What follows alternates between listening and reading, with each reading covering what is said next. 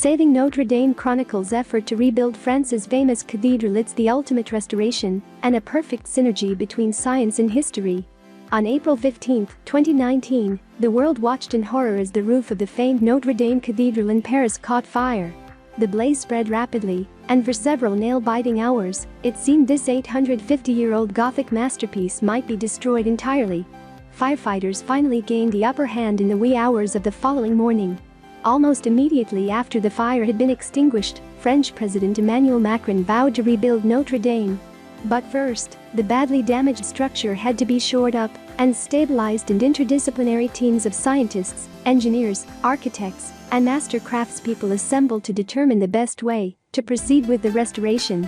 That year-long process, headed up by chief architects Philippe Villeneuve and Remi, Fromont, is the focus of a new Nova documentary premiering tonight on PBS. Saving Notre Dame follows various experts as they study the components of the cathedral's iconic structure to puzzle out how best to repair it. Director Joby Lubman was among those transfixed in horror when the fire broke out, staying up much of the night as the cathedral burned until it became clear that the structure would ultimately survive, albeit badly damaged. In the office the next morning, everyone was a bit shell-shocked talking about it, he told ours. And it might sound opportunistic, but I thought the restoration of this icon is going to be quite something to document.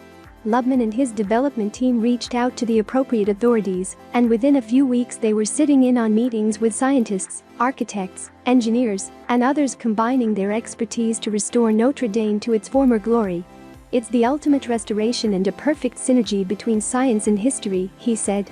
While Lubman never felt he and his crew were in any real danger, filming on site was a challenge because of the strict safety protocols in place. Nobody was allowed to work under the vaulting, which was cordoned off. And one scene in the documentary depicts an alarm going off on the very first day of filming because the 550 tons of badly mangled scaffolding towering over the restoration site had shifted precariously in the wind. "We all had to leave the site," he said, scientists included. That set the tone for our filming, which was highly unpredictable. It was very much, we get what we get on film when we go on site. The original engineers' Notre Dame is an architectural masterpiece, a testament to the collective expertise of centuries of craftspeople. They were the original engineers before engineering as a term existed, said Lubman. You couldn't go to school to learn engineering, it was passed down from father to son over many generations. It is rather lovely to think that these buildings are the product of thousands of years of experience. I think so much of that knowledge is imprinted in the materials themselves that have been used. People today can look at the craftsmanship and at the tool marks and understand exactly how they did it. Among the experts featured in Saving Notre Dame is glass scientist Claudine Loisel, who was relieved to find that the cathedral's famed stained glass windows were intact and not too badly damaged. There were micro cracks in some panels from the thermal shock of the fire, and most windows were coated with the toxic lead dust that was emitted when the lead roof burned. She figured out an effective decontamination plan involving a tiny precision vacuum cleaner, followed by removal of any further residue with cotton balls soaked in distilled water. X-ray spectroscopy analysis helped her determine just how many wipes were needed to remove the lead without damaging the paint underneath.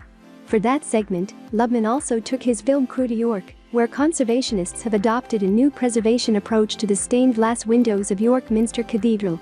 The cathedral caught fire in 1984, shattering the glass of the south transept rose window, although the lead held it together, allowing it to be taken down and painstakingly reassembled. The new approach involves installing protective clear glass external frames before replacing the original stained glass windows.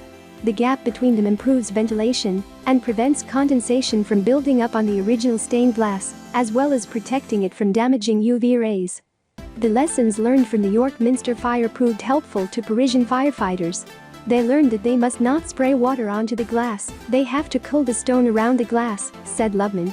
If you spray water onto hot glass, it's going to explode, which is what happened in York. It took them decades to put that glass back together and reinstate it, and it's now very fragile because of the thermal shock. Without that hard-earned knowledge, there could have been catastrophic damage to Notre Dame's stained glass windows. There could have been acres of windows that needed to be glued back together, he said. Instead, it was just some smoke damage, a bit of lead, and a few micro cracks here and there. The cathedral's massive limestone vaults, designed to fireproof the building's interior, largely held up under the collapse of the burning roof. But there were significant punctures from the burning spires it toppled that will need to be repaired. The task of determining the origin of the limestone used to construct the vault fell to geologist Lise Leroux. She was able to match microfossils found in samples from the original vaulting stones to make that determination. It turns out that the limestone came from the catacombs under modern-day Paris mining quarries that were repurposed in the late 18th century as a repository for the remains of some 6 million people relocated from Parisian overflowing cemeteries. Of course, that's intuitive, they would take the stone from the closest source, said Lubman, who relished the chance to film in the catacombs. The quarry itself posed constraints on the size of the stones for Notre Dame. That's why you don't see massive stones in the cathedral. They're all small because they had to be, because the sedimentary layers that made up the limestone deposits were that size. Larger blocks would have introduced structural weaknesses into the cathedral. Finally, there was the challenge of rebuilding the intricate timber roof supporting the outer lead roof, which was completely destroyed. It was known that the oak trees used for the original roof had been cut down around 1160, amounting to about 13,000 trees. Timber scientist Catherine Lavier was able to use markings on burned beams and tree ring analysis to more precisely determine the age and origin of the oak trees to ensure that similar modern-day trees could be found for the reconstruction. As for the roof's intricate geometry, Fromont had serendipitously completed a 3D scan of the roofing structure in 2014, containing all the necessary information to rebuild it. A digital twin. That 3D scan, as well as scans performed by a scientist named Andrew Tallon to create precisely detailed maps of the interior and exterior of the cathedral, will be incorporated into a planned elaborate 3D digital twin of Notre Dame, encompassing all the data currently being gleaned with regard to materials, structure, geometry, and many other aspects of the cathedral. It's an ongoing project meant to protect against ever again risking the loss of the secrets and memory of what some call the heart of France, per the documentary's production notes. The people who built Notre Dame didn't think of it as something they would see realized within their lifetime, said Lubman. In a similar way, this digital twin is all about using the technology of the day to capture whatever you can in terms of knowledge about the structure. The people making this digital model will never see it realized in full because all the technologies required are not there yet. They're going to keep adding layers to this resource for future generations. It's a rather lovely altruistic project that's there for people who are not even born yet. One of those additional layers of information will likely concern the acoustics, which is also part of Notre Dame's unique cultural heritage. As we've reported previously, given the ephemeral nature of sound, acoustic characteristics can be far trickier to preserve or reproduce. Fortunately, a group of French acousticians made detailed measurements of Notre Dame's soundscape over the last few years, along with 2 other cathedrals. That data will be instrumental in helping architects factor acoustics into their reconstruction plans. To capture the fine details of the cathedral's unique soundscape, acoustician Brian Katz of CNRS at the Sorbonne set up a collection of omnidirectional 3D microphones, along with a dummy head microphone and strategically placed loudspeakers at the sound sources. That allowed his team to create an aural map of the cathedral's acoustics using numerical simulation software. In early July, Katz's acoustic task force made new measurements to map the acoustics of the cathedral since the fire. Katz et al. Recently published its initial analysis of the before and after soundscapes in the journal Acoustics. Saving Notre Dame only covers the preliminary work leading up to the actual restoration, which will be ongoing for the next several years if not decades.